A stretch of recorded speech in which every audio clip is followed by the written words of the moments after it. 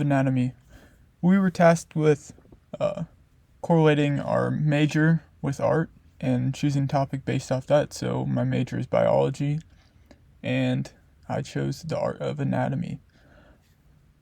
As our knowledge of human anatomy grew, the art to spread that knowledge also grew.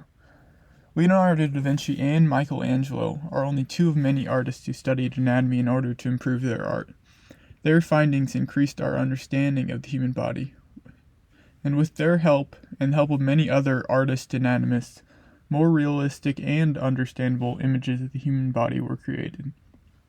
Art and anatomy have grown together throughout history and still influence each other today. The kidney on the system.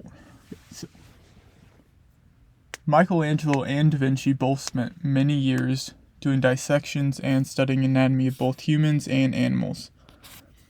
Da Vinci did this both to gain a better understanding of anatomy, as he also studied many other topics in science. But he also did this to improve his art. Michelangelo focused solely on the superficial muscles to draw a better heroic nude and perfect it. But they both did it to improve their art, and you can see how it affected their art. The kidney on the Sistine Chapel ceiling. Some people believe that one of the images on the Sistine Chapel ceiling is based off of a frontal view of the right kidney. Michelangelo had many health problems throughout his life, and most of it was surrounding kidney problems. So he knew about the functions of kidneys, or how functions of kidneys worked at that time, and was good friends with many physicians. So he would have known how to, or known what a kidney looks like, and through his dissections. Another piece of evidence to support that is in the Sistine Chapel, that section of the ceiling is called the separation of land and water.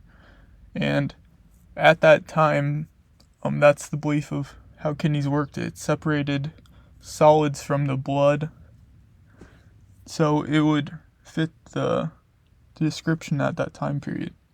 This shows that anatomy had a great influence on his career. This may have been because of his medical history, but it shows that his dissections did influence his art.